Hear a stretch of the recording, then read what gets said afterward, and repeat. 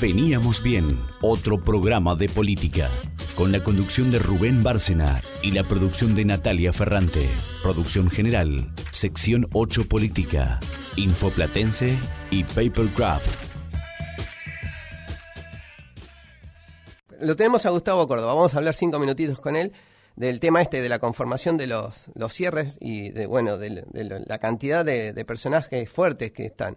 Gustavo, buen día. Rubén Bárcena te saluda, ¿cómo estás? Hola Rubén, gusto, como siempre. Buen día.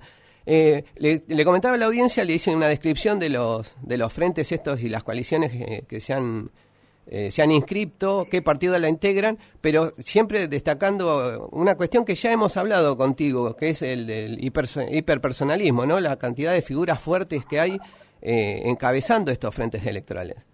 Sí, como característica la fragmentación del sistema partidario, ¿no? Hoy hay peronistas en todas las fórmulas. Es cierto. Y esto es un indicador de que ya el clivaje o el elemento ordenador de la política argentina ya no son los partidos políticos, sino por allí los criterios ideológicos. Claro, es cierto. Y ahora que me decís eso, me doy cuenta que no hay radicales en las listas presidenciales. Bueno, eso también obedece a una política partidaria, ¿no? Es lo que reclamó la convención del radicalismo en Parque Norte hace pocos días atrás, y quizás no es lo que ellos esperaban, claro, pero es lo que pidieron. Claro. Y la otra vez habíamos hablado justamente de esto, ¿no? Del hiperpersonalismo.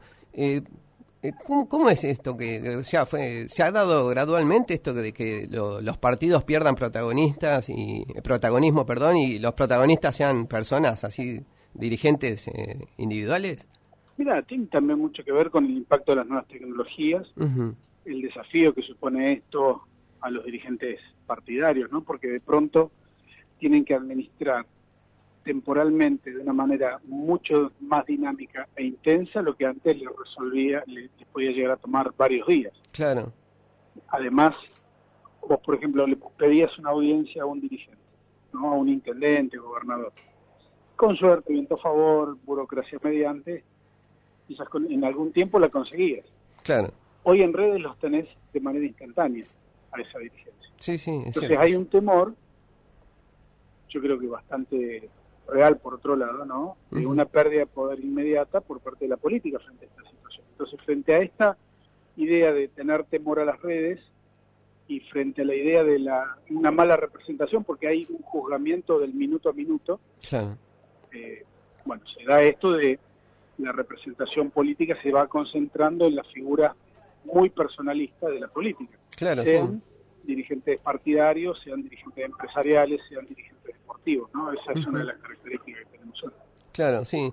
Y de hecho, vos nombrabas, digamos, el protagonismo de individuos a través de redes sociales. Y bueno, está la característica también, por ejemplo, Cristina Fernández anuncia su candidato a presidente a través de Twitter con un video. A través de Twitter, el actual presidente Mauricio Macri nomina o designa como su acompañante de fórmula a Pichetto. O sea, está pasando por ahí antes la discusión, el escenario político se daba, el campo de acción política se daba en otros medios y ahora está decididamente puesto ahí en las redes. Yo te diría que hay convergencia. Todavía los medios tradicionales tienen un soporte popular muy alto, sobre todo la televisión y la radio. Así que por el momento hay que destacar la importancia de las redes en complemento o en convergencia con los medios tradicionales. Y eso comparto plenamente. Claro. Bueno, es un alivio, digamos, que todavía se esté dando el tema de la convergencia, porque para los que hacemos radio, digamos, es un alivio que no nos dejen de a un costado. Es muy interesante el tema de la generación de contenidos. Claro. Los medios digitales, digamos, movilizan o comparten los contenidos que se generan en los medios tradicionales. Son muy poquitos los medios digitales que tienen una producción muy extensa, propia, profunda.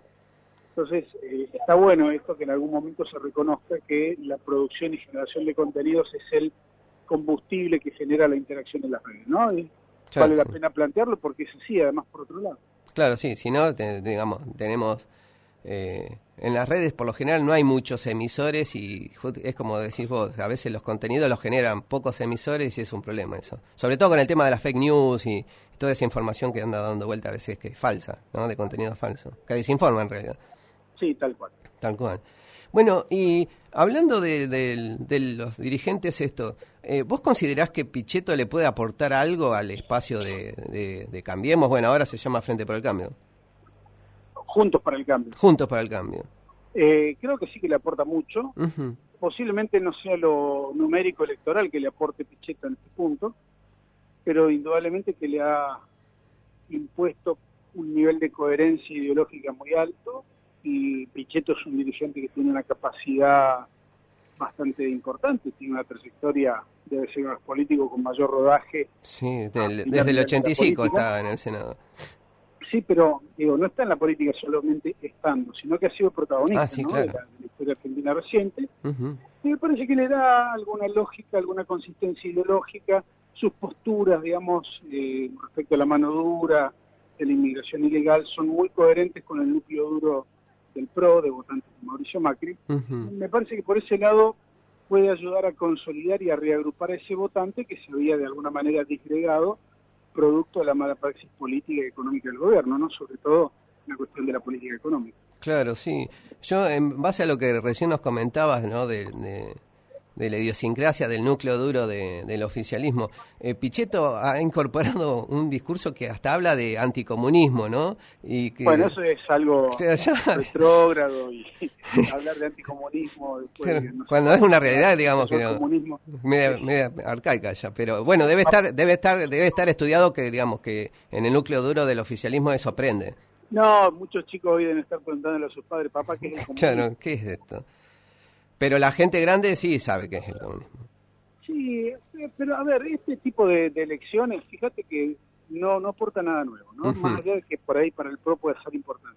Claro. Pero esto de, en un contexto electoral, apelar a la grieta para ganar elecciones, lo único que hace después es profundizar la grieta e imposibilita a los gobiernos generar consensos, claro, para tener políticas públicas saludables.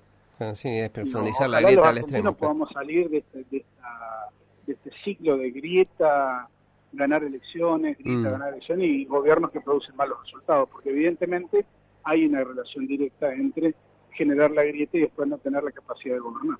Claro, claramente. Por ejemplo, bueno, el discurso del oficialismo, yo recuerdo, no sé si no lo hablamos contigo la otra vez, que, digamos, se esperaba que abrió la grieta y fundó su discurso en temas de la economía y otras cuestiones, y, digamos, uno pensaba que la gestión económica más o menos la podía llegar a ordenar, y se le fue, no pueden dominar la inflación todavía. De cualquier manera, también nos da el indicio de que esta va a ser una campaña electoral muy fuerte, uh-huh, muy dinámica, en la cual el gobierno seguramente va a apuntar a los votos de Roberto Labaña y de José Luis Espert, claro, a tratar de la manera más fuerte posible de evitar que esos sectores tengan votos, y básicamente porque esos votos en segunda vuelta podrían llegar a ser de Macri. Entonces, como Ajá. el gobierno está detectando que está o existe la posibilidad de una eventual derrota en primera vuelta a manos de Alberto Fernández, uh-huh, pero tienen la posibilidad o la probabilidad de tener un buen margen en segunda vuelta, van a tratar de llegar a segunda vuelta a como de lugar. claro, o sea, encarar la primera vuelta como si fuera un eventual balotaje, digamos, ir por Así todo es, ahí. Así Uh-huh. es, e incluso te Está diría, bueno eso. ¿no? El clima que vamos a vivir en la primaria presidencial Uh-huh. va a ser exactamente ese, ¿no? Claro. Así que, y entonces, en ese sentido, digamos, discursivamente va a haber temas de los que no se va a hablar, por ejemplo. De economía, por ejemplo, no se va a hablar. Y me parece que la oposición va a hablar de la economía. Claro. A ver, en esto está también la inteligencia y el juego estratégico de cómo se logran imponer los frames o los marcos de interpretación de las campañas. Uh-huh. Por lo general, lo que hemos visto es que el gobierno ha tenido mucho más fortaleza y éxito en instalar estos criterios de interpretación a partir de la ayuda o del auxilio de los grandes medios de comunicación. Claro. Pero la oposición también tiene su parte, y puede generar también que una mayoría de la sociedad argentina interprete negativamente este presente. Uh-huh. La cuestión central aquí radica en la cuestión numérica, en juntar los votos ahora, ¿no? Porque podemos decir muchas cosas, se puede analizar la realidad desde múltiples lugares. Uh-huh. Pero lo importante es que estamos ya en el proceso de definición de las candidaturas. El 22 de junio va a ser el momento definitivo, porque hasta ese día yo insisto con la idea de que puede haber cambios, las fórmulas pueden cambiar de posición, de nombres. Podemos tener sorpresa que por ahí un frente que se ha inscrito para competir se baje repentinamente. Así que a partir del 22 vamos a tener todos los elementos como para empezar a medir y empezar a producir información para ver eventualmente para qué lado viene la cuestión electoral, ¿no?